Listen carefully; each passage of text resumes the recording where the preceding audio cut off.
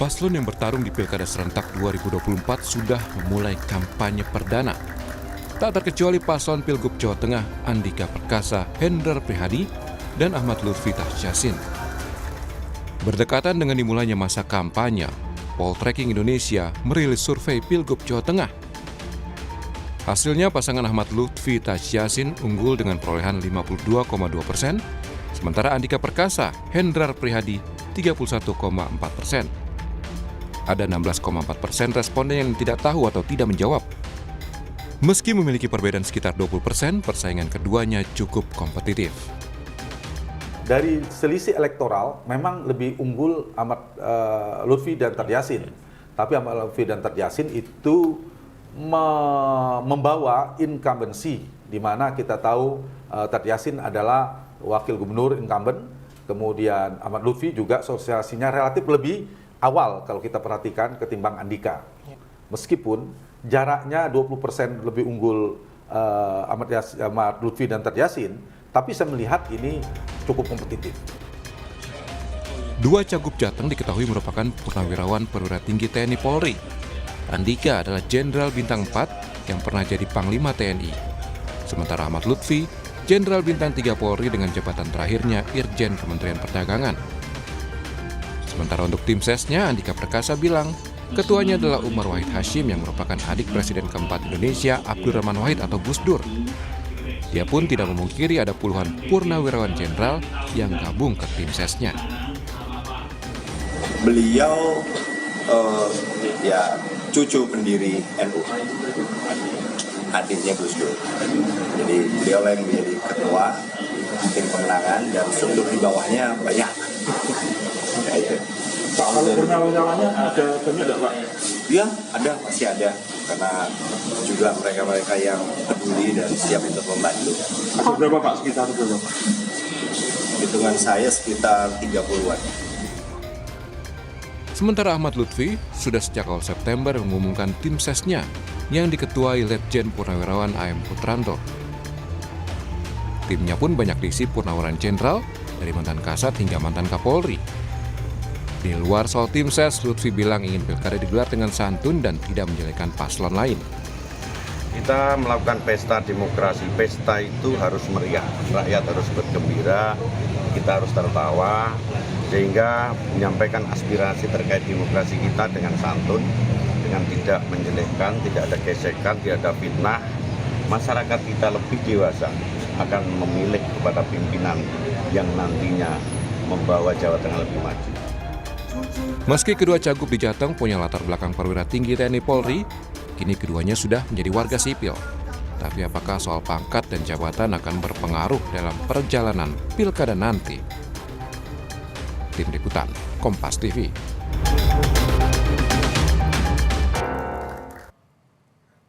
Saudara, masa kampanye Pilkada Serentak sudah dimulai. Dua purnawirawan jenderal yang jadi cagup di Jawa Tengah juga sudah mulai belusukan. Jelang masa kampanye, survei pun sudah keluar dari Poltreking. Apakah embel-embel jenderal ini punya pengaruh besar untuk menggait suara pemilih? Saat ini sudah bersama kami dan kita akan bahas di pagi hari ini.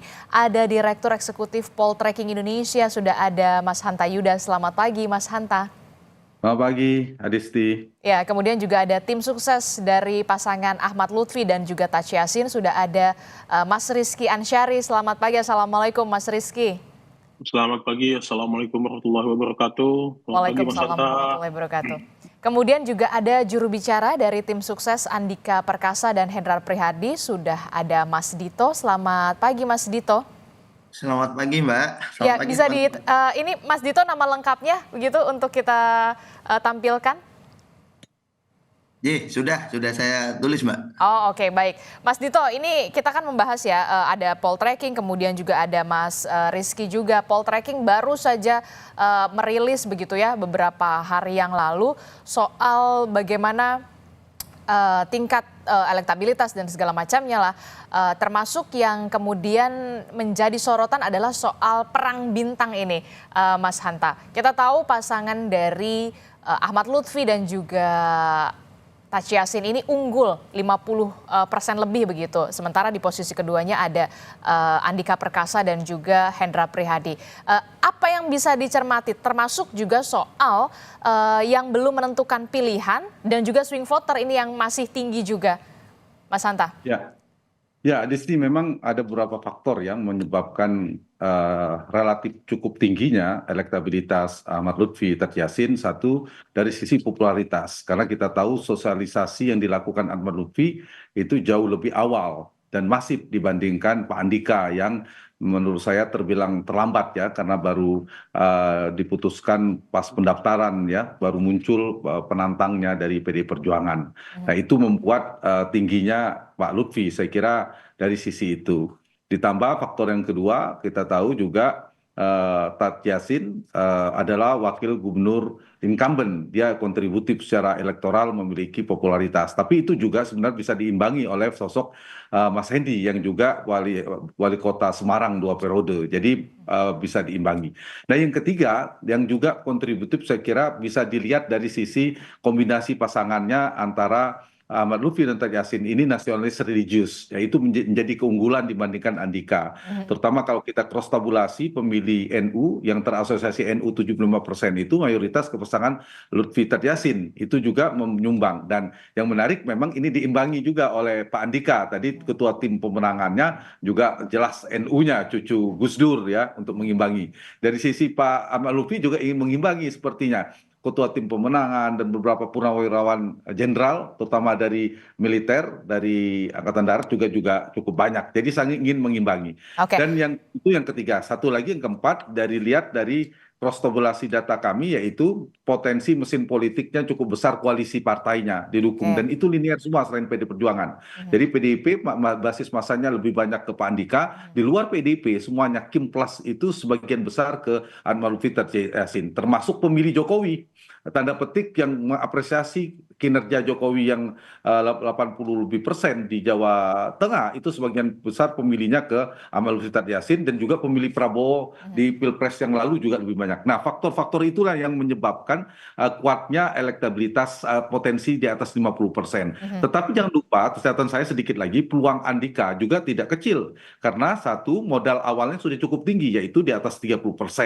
Dan yang kedua, masih ada waktu. Saya ingin jawab pertanyaan Adisti tadi soal undecided dan swing votersnya, masih 2 bulan ada waktu untuk bersosialisasi. Apalagi kita tahu yang ketiga, selain Ahmad Lutfi dan Taj Yassin punya personalitas yang oke, bagus, sama secara potensi Pak Andika dan Pak Hendi juga itu potensial ya, figur kita tahu kompetensi dan lain sebagainya bisa dijual tanda petik. Dan yang keempat, mesin politik PDIP kita harus katakan ini adalah kandang banteng, biasanya dia bergerak cukup kuat, efektif, beberapa kali memenangkan Pak Bibit, Pak Ganjar 2 periode, Pak Jokowi dimenangkan 2 periode, hanya 2024 saja PD Perjuangan kalah dalam kontestasi di Jawa Tengah. Jadi potensi penetrasi politik dilakukan Pak Andika dan Pak Hendi menurut saya ke basis-basis Pak Ahmad Lutfi dan Taj Yassin juga itu bisa berpotensi menjadi kompetitif. Dan terakhir satu lagi, datanya menunjukkan undecided-nya masih 16,4%, satu itu. Kedua, yang masih mungkin merubah pilihan Adisti cukup tinggi di Jawa Tengah. Dibandingkan Jawa Timur, kami sudah rilis surveinya, yaitu 48% pemilih masih mungkin merubah pilihan. Nah, karena itu ada potensi akan kompetitif dua pasangan ini. Yang kedua-duanya saya kira tim pemenangan. Menarik sekali begitu ya. Undecided voternya 16,4%, kemudian swing votersnya bahkan 48%. Jadi ada kemungkinan ini masih berubah, masih mau memilih Pak Andika ataukah Pak Ahmad Lutfi begitu ya. Tadi juga sudah disebutkan oleh Mas Hanta faktor-faktor apa saja yang kemudian menyebabkan nama Ahmad Lutfi yang kita tahu sebelumnya menjabat sebagai Kapolda Jawa Tengah bersanding dengan Taj Yassin, formasinya bisa dikatakan nasionalis dan religius begitulah. Itulah yang kemudian juga bisa mendongkrak elektoral, termasuk juga dikatakan tadi sepertinya Pak Andika Perkasa ini agak terlambat begitu ya untuk bisa belusukan kanan kiri begitu. Nah, respon dari tim ses Mas Dito bagaimana ini supaya bisa mengejar ketertinggalan ini, Mas Dito? Ya, terima kasih. Selamat pagi Mbak Adisti. Selamat pagi Mas Hanta Yuda. dan selamat Mas pagi Dito. eh, tim sukses dari paslon nomor 2 ya, Pak Mas Ahmad Rizky. Lutfi dan Pak Taji Yasin.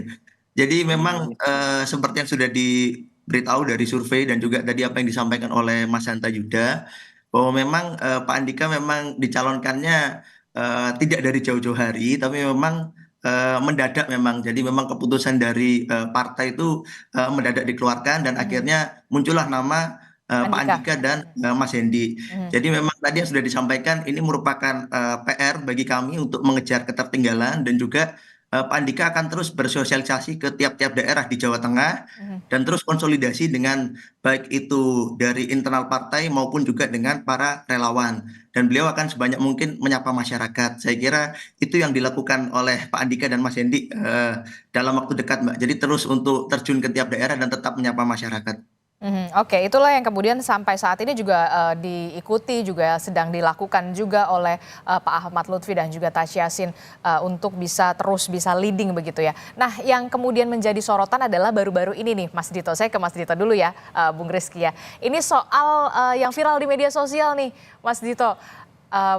Pak Andika ingin salaman ke PJ Gubernur Jawa Tengah pada saat deklarasi kampanye damai dan juga kepada Kapolda Jawa Tengah pada saat itu. Tapi kemudian tidak berbalas. Ini apakah ada pembicaraan juga di antara tim sukses ini?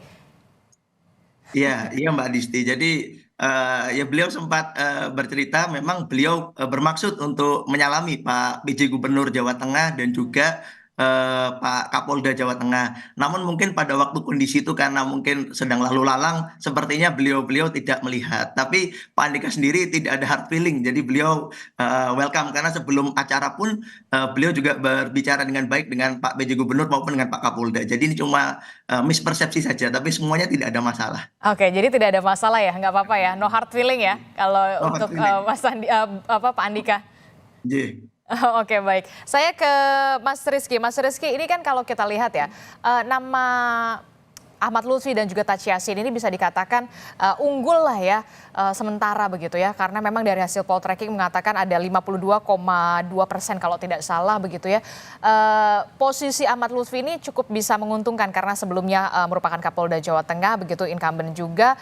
Taji Yasin, apa yang kemudian jangan sampai kita juga hanya adu perang bintang saja, tapi kita tunggu juga adu gagasannya. Nah, ini dia nih, adu gagasan yang kita tunggu juga soal kesejahteraan, begitu ya, kemudian ekonomi, pendidikan, kesehatan. Apa sih yang kemudian menjadi konsen atau yang mau diperkenalkan program-program dari Ahmad Lutfi dan juga Taji Yasin ini? Oke, baik. Yang pertama sebenarnya kalau kita lihat kenapa Ahmad Lutfi dan Taji Yasin itu cenderung sudah unggul gitu. Ini lebih kepada Pak Lutfi kan sudah pernah mengabdi, sudah pernah berbuat, dan Pak Lutfi juga sudah banyak ternyata dikenal ketika kita kemarin sudah mulai banyak turun ke bawah, bukan kita lagi kampanye, tapi kita ketemu kayak saudaranya Pak Lutfi aja, kira-kira gitu. Nah terus bagaimana soal program ya, kita juga nggak akan jauh dari masalah Jawa Tengah, kita akan konsentrasi sama kesenjangan sosial, kita akan konsentrasi sama kesehatan, dan juga masalah-masalah soal lapangan kerja. Dan nanti lebih jelasnya kita coba dijabarkan sama Pak Lutfinya langsung gitu. Oke, ada kebijakan apa yang kemudian dari soal kesejahteraan misalkan ya, kan kita tahu soal kesejahteraan ini Provinsi Jawa Tengah ini tingkatnya adalah tingkat kedua begitu dengan provinsi termiskin di Jawa setelah daerah istimewa Yogyakarta. Nah, untuk meningkatkan kesejahteraan warga Jawa Tengah yang kita tahu juga tidak hanya soal di kota-kota besar, tapi juga di kota-kota lainnya begitu yang juga kota-kota terpencil lainnya. Bagaimana untuk bisa meningkatkan kesejahteraan mereka? Yang pertama memang masalah yang paling banyak itu kan dari segi pertanian. Nah, kita akan coba banyak melakukan hal-hal positif di segmentasi petani, terus juga nelayan. Nah, kita akan punya nanti program-program unggulan yang konsentrasi di mereka, terus membangkitkan ya minimal cara mereka bertani, lalu selanjutnya soal pasarnya mereka. Nanti lebih lanjutnya kita akan bahas di segmen selanjutnya supaya program ini saya bahas secara sistematis, terus juga Pak Lutfi menyampaikan dengan data yang hasil dari kita turun kemarin. Tapi sampai saat ini yang sudah belusukan kemana saja wilayahnya? Hmm, dari seluruh kabupaten kota hampir sekitar satu atau dua lagi lah yang belum sih. Sebenarnya sudah hampir semua merata. Tapi yang saya bilang tadi, ini ternyata ketika turun di lapangan lebih kepada Pak Lutfi menemui teman-teman dan saudara-saudaranya ketika waktu dia menjabat sebelumnya. Karena kita nggak perlu lagi kampanye, tapi sudah punya teman, sudah punya keluarga, sudah punya orang yang sayang sama Pak Lutfi. Gitu.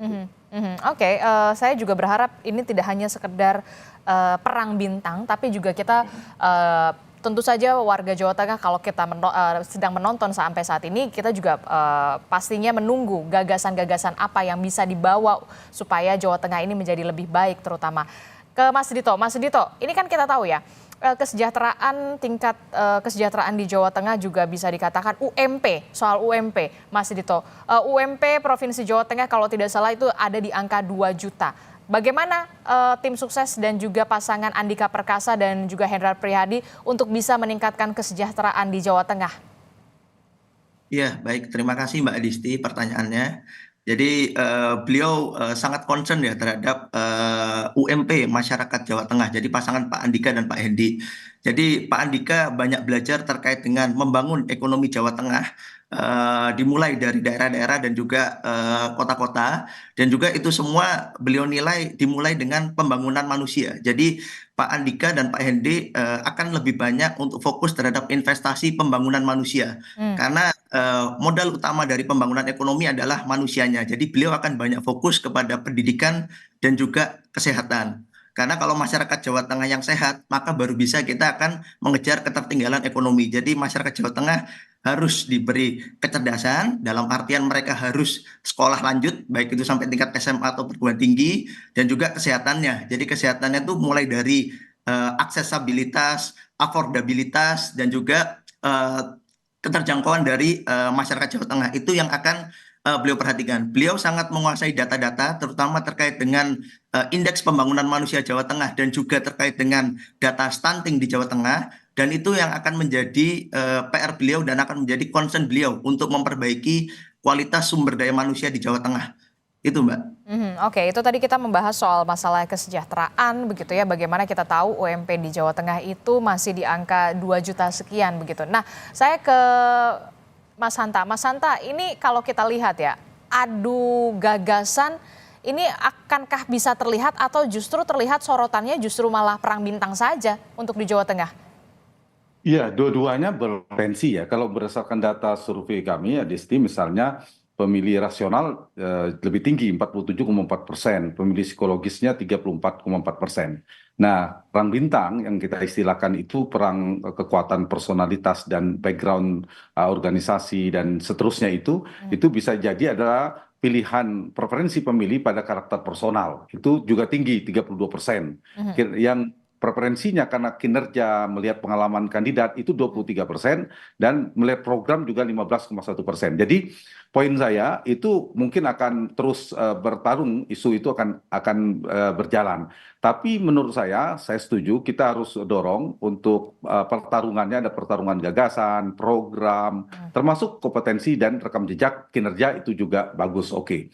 Nah, berdasarkan data ini maka sebenarnya memang ada beberapa tiga ya variabel atau 3 faktor yang akan menjadi dinamisator fluktuasi naik turunnya pertumbuhan atau turunnya elektabilitas, yaitu nanti kita lihat bagaimana efektivitas kandidat dan tim pemenangan bersosialisasi dan berkampanye di waktu masa kampanye 2 bulan ini ya Disti.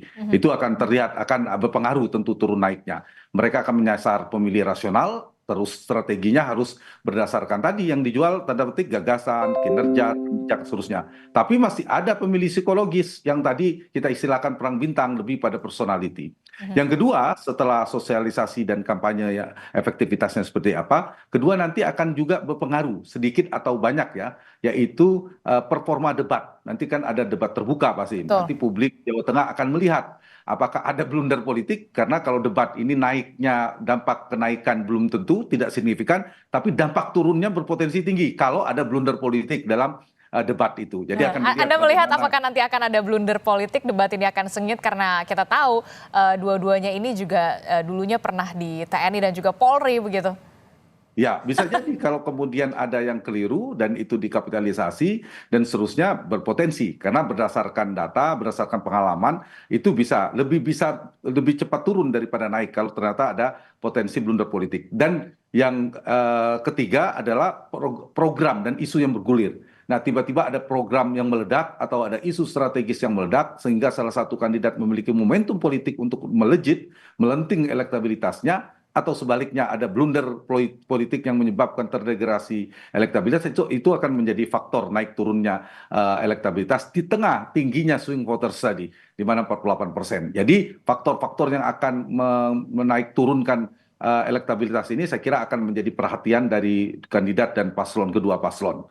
Termasuk Itu juga yang nantinya harus dengan diperhatikan. adanya gelaran debat ini juga bisa berdampak juga terhadap swing voter atau undecided voters untuk bisa memilih yang nomor 1 atau nomor 2 ini juga berpengaruh ya? Iya, memberikan dampak pengaruh. Tinggal diukur sejauh apa. Pasti ada dampaknya karena saya katakan tadi sebagian besar pemilih masih menunggu 16,4% belum punya pilihan dan ada 48% masih mungkin berubah. Nah itu potensinya kecuali strong votersnya sudah 80% agak susah mau digoyang. Nah ini pemilih Jawa Tengah poin saya masih bisa digoyang oleh Pak Andika Hendi untuk mendapatkan undecided sekaligus untuk menggerus pemilih Pak Ahmad Lutfi dan Gus Yassin itu berpotensi. Sebaliknya Pak Ahmad Lutfi dan Gus Yassin juga berpotensi mempertebal jarak untuk meningkatkan elektabilitasnya. Jadi tergantung strategi di sisa 2 bulan ini sangat penting strategi dan efektivitas sosialisasi. Lalu bagaimana dengan kita tahu Jawa Tengah ini merupakan kandang banteng, lumbung suaranya PDI Perjuangan, tapi di satu sisi efek Jokowi juga masih sangat tinggi. Penjelasan Anda? Ya, ini menarik. Kandang banteng jadi begini istilahnya, Jawa Tengah ini adalah kandang banteng. Tapi di Pilpres kemarin, kita potretnya di Pilpres, pengembalanya ada 2, tergantung kedua. Ada kekuatan partai bernama PDI Perjuangan yang sangat kuat di Jawa Tengah, tidak bisa dikalahkan oleh partai lain, tapi ada rumah Jokowi. Jadi istilahnya kandang banteng dan rumah Jokowi. Rumah Jokowi, pengaruh Jokowi juga kuat, tingkat kepuasannya sangat tinggi dan itu terbukti pertarungannya di Pilpres kemarin. Kemungkinan ini akan berlanjut pengaruh-pengaruh itu. Nah, ini bagi PDI Perjuangan potensi sebenarnya bagi Pak Andika di mana seperti saya katakan mesin politiknya kuat, dipanaskan, bisa melakukan penetrasi di basis-basis di mana di data kami misalnya berdasarkan keresidenan atau subkultur Pantura Barat, Pantura Timur, Keduraya dan Banyumas Raya itu kan dimenangkan sementara oleh Lutfi Yassin. Nah ini apakah mampu Andika dan Hendi melakukan penetrasi di 4 basis ini menjadi penting untuk kita lihat di 2 bulan terakhir. Nah 2 subkultur yang lainnya Semarang dan Solo Raya itu kompetitif, angkanya imbang itu Adisti. Sehingga Semarang dan Solo Raya ya berarti ya? Gimana? Semarang dan Solo Raya ini imbang bisa dikatakan ya? Semarang Raya dan Solo Raya itu imbang, pertarungannya cukup kuat karena itulah menurut saya Jawa Tengah ini menatu karena elektoral semua partai akan berkepentingan untuk pileg karena suaranya bersama Jawa Barat, Jawa Timur, dan Jawa Tengah itu paling kuat. Yang kedua, Jawa Tengah adalah eskalator politik Pilpres. Dan Mas Ganjar kan capres berasal di sana. Jadi kalau misalnya Pak Andika unggul, itu berpotensi akan menjadi calon presiden terkuat juga. Akan muncul di 2029 mendatang. Kemudian ini soal gengsi politik, saya ingin jawab pertanyaan ini soal pertarungan gengsi politik, soal PDI Perjuangan yang sangat kuat di sana, kemudian ada pengaruh Jokowi di dalam koalisi Kim Plus itu dan seterusnya, jadi menang kalah ini juga penting. Jadi tidak hanya perang bintang, tapi ini juga perang gengsi politik dalam konteks partai politik dan kekuatan politik di Jawa Tengah. Oke, menarik sekali, sangat kompetitif sekali, utamanya tidak hanya di Jakarta, tapi juga di Jawa Tengah dan juga Jawa Timur. Saya merasa 3 wilayah ini sangat bergengsi sekali dan kompetitif sekali di Pilkada 2024. Nah, untuk Mas Rizky dan juga Mas Dito, setelah jeda ini saya akan bertanya soal bagaimana soal bidang kesehatan. Karena kita tahu di Provinsi Jawa Tengah ini angka stunting ini masih cukup tinggi. Angkanya ada di 20,8%. Angka ini cukup jauh dari prevalensi stunting yang kemudian ditargetkan pemerintah pusat pada 2024 ini yakni 14% saja, tapi di Provinsi Jawa Tengah itu angkanya 20,8%. Bagaimana kemudian program-program dari Pak Andika dan juga Pak Ahmad Lutfi bisa menurunkan angka stunting ini? Jangan dijawab dulu, Mas Rizky, Mas Dito, kita akan jeda dulu. Usai jeda, kami akan kembali.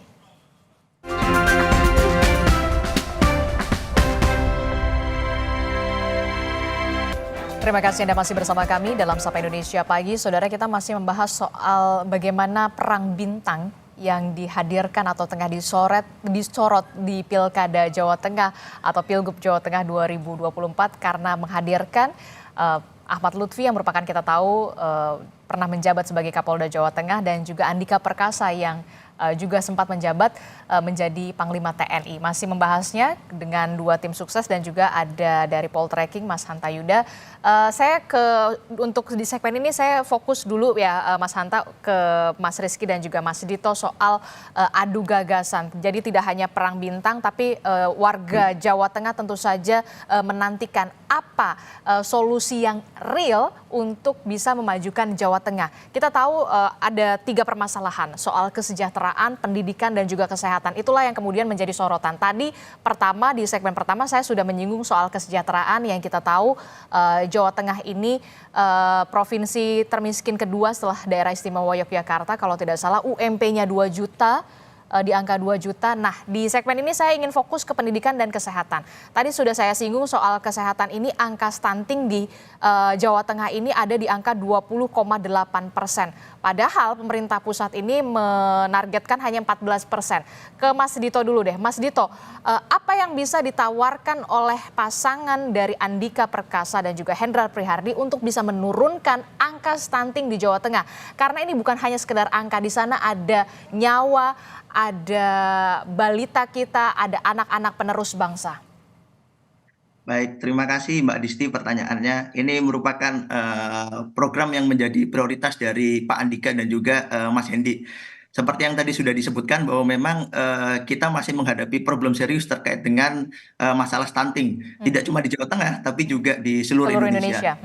Nah, yang perlu kita pahami bahwa stunting ini itu merupakan yang harus dilihat adalah 1000 pertama hari kelahiran. Jadi 1000 pertama itu dimulai dari sejak bayi ada di dalam kandungan. Jadi ada 3 faktor yang menentukan dalam stunting itu, yaitu faktor prenatal atau ketika kelahiran, faktor kelahiran dan juga ketika faktor postnatal atau pasca kelahiran.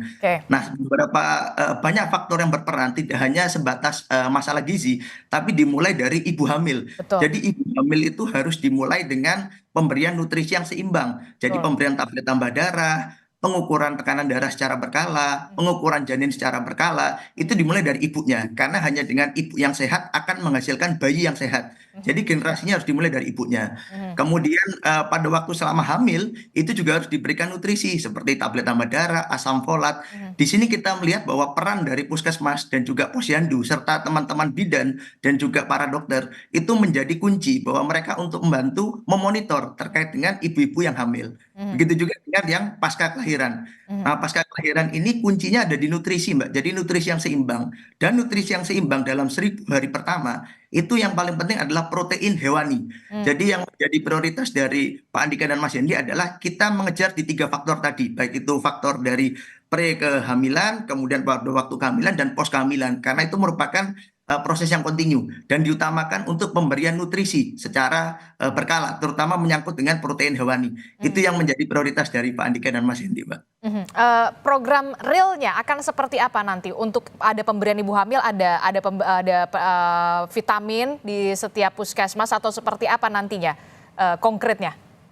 Konkretnya begini Mbak, sebenarnya kita semua itu sejak dulu sudah punya sistem yang ada ya. Jadi mulai dari puskesmas, posyandu dan bidan itu semua sudah ada. Di sini kita hanya tinggal mengoptimalkan dan memantau lebih berkala, dan kita memastikan bahwa apa yang menjadi program kami itu sampai di lapangan itu terlaksana. Jadi kita hanya memanfaatkan apa yang sudah ada. Jadi kita tidak akan menambah, karena pemberian vitamin, tablet tambah darah itu merupakan program pemerintah. Jadi hal yang baik itu akan kita lanjutkan dan akan kita pastikan. Namun mungkin terkait dengan pemberian nutrisi tambahan atau protein hewani, itu yang mungkin prioritasnya akan kita ubah. Kalau misalnya dulu ada pemberian biskuit, nah sekarang kita ubah bahwa ternyata protein hewani seperti ikan, lele, ayam, telur itu ternyata lebih dibutuhkan. Jadi kita yang mengarahkan terkait dengan masyarakat ini, terutama ibu-ibu hamil ini ataupun juga bayi-bayi ini, apa yang baik dikonsumsi oleh mereka sampai 1000 hari pertama gitu. Oke, termasuk juga edukasi kepada ibu-ibu hamil yang ada di Jawa Tengah juga ya, bagaimana pentingnya nutrisi yang harus diasup, utamanya dari protein begitu, dari daging, kemudian juga dari ikan juga tadi Anda sebutkan begitu. Nah, kalau pasangan Ahmad Lutfi bagaimana untuk menurunkan angka stunting ini? Kemarin setelah kita banyak turun, kita banyak ngopeni ibu-ibu curhat. Artinya kita coba klaster masalah-masalah kesehatan ini di setiap wilayah kan beda-beda ya. Ada yang masalahnya memang dari segi manusianya yang tidak terdidik secara tidak mampu membeli vitamin, tidak mampu makan makanan sehat, tapi juga ada yang masalahnya soal rumah sakitnya, tenaga kesehatannya. Nah, itu coba kita klaster-klaster supaya efektif programnya. Makanya kita akan coba program kesehatan merata. Lalu kita yang pasti akan mendukung program pusat soal makan siang gratis, yang itu juga nanti penetrasinya ke arah kepada gizi yang lebih baik untuk ibu dan anaknya. Oke, program realnya? Ini boleh saya buka sekarang atau nanti? Sebenarnya ada beberapa program kesehatan yang pasti nanti kita konsentrasi sama gizinya si ibu, lalu ke tenaga kesehatannya dan fasilitas kesehatannya, untuk lebih spesifiknya nanti biar Bapak yang lebih paham. Oke, spesifiknya nanti tidak mau dibocorkan lah ya, nunggu debat lah ya, biar lebih seru, lebih sengit begitu ya kalau menurut Mas Rizky. Nah, tapi juga yang kemudian menjadi sorotannya itu tadi 3 sebenarnya fokusnya adalah soal kesejahteraan, pendidikan dan juga kesehatan. Kesehatan. Kalau pendidikan itu kan kalau di Jakarta tuh udah jelas gitu ya, ada KJP, Kartu Jakarta Pintar. Nah, kalau di Jawa Tengah itu seperti apa program yang ingin ditawarkan oleh masing-masing paslon ini, dari Pak Andika ataupun Pak Lutfi ini, Bung Rizky? Pendidikan ini kita juga jadi concern, apalagi kita nanti coba mau konsentrasi soal santri. Santri ini juga penting kita kaji, lalu kita distribusikan jumlah mereka besar, lalu mereka juga layak untuk sekolah lebih tinggi lagi. Nah, yang kedua, kita sedang mendata kekurangan fasilitas sekolah, lalu pemerataan buku dan seragam yang coba kita data dulu, nanti kita keluarkan pas debat. Oke, kalau Bung Dito, bagaimana pasangan Anda, Andika Perkasa dan juga Hendra Priyadi? Kita tahu kan kalau Pak Hendra Priyadi juga seharusnya lebih bisa bisa lebih tahu lah, lebih bisa belusukan lah masalah-masalahnya, mengidentifikasi masalah soal pendidikan ini harus bagaimana. Kalau Jakarta kan udah punya KJP. Ya, Mbak Disti. Jadi alhamdulillah ya. Jadi Pak Andika berpasangan dengan Mas Hendi, yang mana Mas Hendi adalah seorang birokrat yang sudah berpengalaman 2 periode memimpin Kota Semarang. Kita tahu bahwa Kota Semarang sekarang menjadi kota yang maju, baik warganya maju juga infrastrukturnya maju. Sehingga terkait dengan pendidikan itu tadi sudah seperti yang kami sampaikan di awal, bahwa pendidikan dan kesehatan adalah fokus prioritas utama dari Pak Andika dan Mas Hendi.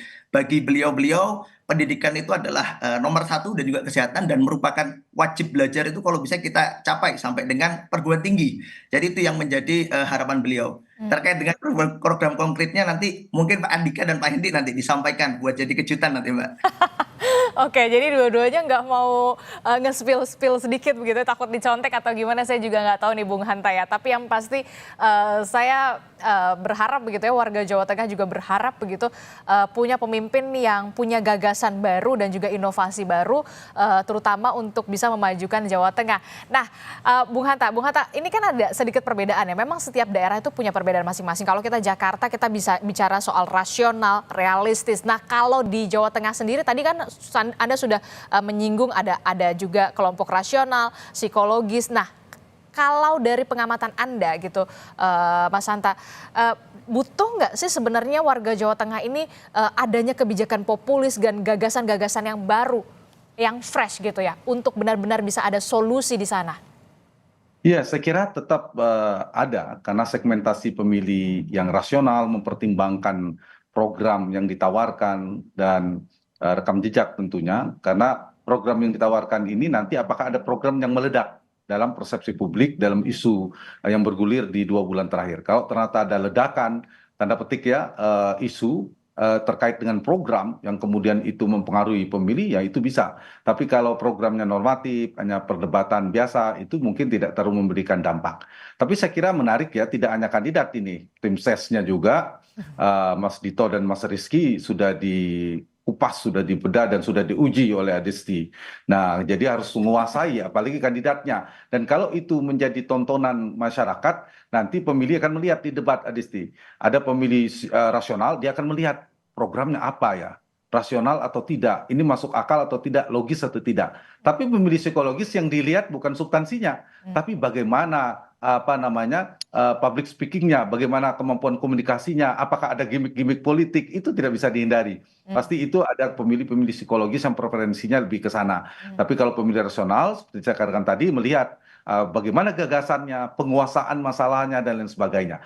Yang kedua, Adisti, ini yang menarik di Jawa Tengah, sulit untuk saling serang. Biasanya yang diserang itu kan incumbent yang diserang. Nah, kalau ini adu gagasan betulan. Nah, kalau mau diserang incumbent, keduanya agak sulit. Kenapa? Karena dari sisi Pak Ahmad Lutfi dan Gus Yassin, Gus Yassin ada wakil gubernur incumbent.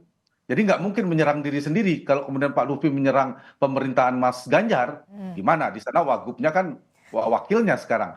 Begitu juga pasangannya Pak Andika dan Pak Hendi itu ingin menyerang kinerja pemerintahan Jawa Tengah sebelumnya, juga di situ Mas Ganjar. Mas Ganjar juga didukung oleh PD Perjuangan. Jadi agak sulit untuk menyerang kinerja pemerintahan sebelumnya yang mereka mungkin bisa ditempurkan, yang ditandingkan betul soal soal program gagasannya ke depan, bagaimana dan seterusnya. Dan saya kira menarik ya tadi isu kesejahteraan. Berdasarkan survei juga demikian, Adisti, yaitu kesejahteraan, pendidikan, kesehatan, dan lapangan pekerjaan. Itu adalah isu-isu sentral dan itu isu paling laku sebenarnya. Kalau kita tanya apa yang menjadi isu paling penting, persoalan masalah yang dianggap paling utama, paling penting bagi masyarakat Jawa Tengah, yaitu ranking tertingginya stabilitas harga kebutuhan pokok, itu terkait kesejahteraan, kemudian lapangan pekerjaan, serta pendidikan dan kesehatan. Jadi masih ada ruang 2 bulan ini untuk bertarung gagasan dan tarung visi misi dan program. Nah, terakhir Mas Hanta, kalau di Jawa Tengah sendiri ini lebih dominan adu gagasan kah atau kemudian justru sosok atau figur yang kemudian lebih dominan? Saya ingin jawab kalau ingin konteks demokrasi yang kita dorong adalah yang pertama. Gagasan. Gagasan, program. Tapi realitasnya berdasarkan data juga itu faktor yang kedua sepertinya jauh lebih determinan. Faktor-faktor figur, kalau ada gimmick politik, ada pendekatan figuritas karena dipilih itu karena faktor merakyat, sering turun ke masyarakat. Faktor-faktor figur ini menurut saya di pertarungan pilkada seperti ini faktor figur biasanya lebih kuat ketimbang yang kedua. Oke, jadi soal program dan gagasan yang ditawarkan. Tapi kita harus dorong yang ditarungkan adalah program dan gagasan. Itu lebih kelas, lebih berkelas demokrasi kita. Harus didorong seperti dialog pagi hari ini gitu. Oke, ternyata mau suka atau tidak suka, ternyata faktor figur lah yang cenderung lebih dominan ya kalau di Jawa Tengah begitu. Alangkah lengkapnya ketika figur itu punya gagasan, adu program yang bisa-bisa punya solusi yang real untuk warga Jawa Tengah. Utamanya tadi yang disebutkan soal pendidikan, kesehatan, kesejahteraan, termasuk juga soal lapangan pekerjaan. Oke, masih punya waktu di masa kampanye ini pasangan dari Ahmad Lutfi dan juga Taci Yassin, kemudian juga ada Pak Andika, serta juga ada Hendrar Prihadi yang kita tahu juga pernah menduduki Semarang lah ibaratnya gitu ya, sudah ngopeni begitu. Kita tunggu bagaimana gagasan gagasan-gagasan mereka nanti di debat dan termasuk juga masa kampanye ini jadi ajang kedua paslon ini untuk bisa memperkenalkan program-program mereka di Jawa Tengah. Terima kasih sudah bergabung bersama kami Mas Hanta Yuda dari Poltreking, kemudian ada Mas Rizky dan juga Mas Dito. Terima kasih untuk waktunya. Assalamualaikum, selamat pagi, sehat selalu Bapak-Bapak. Bapak.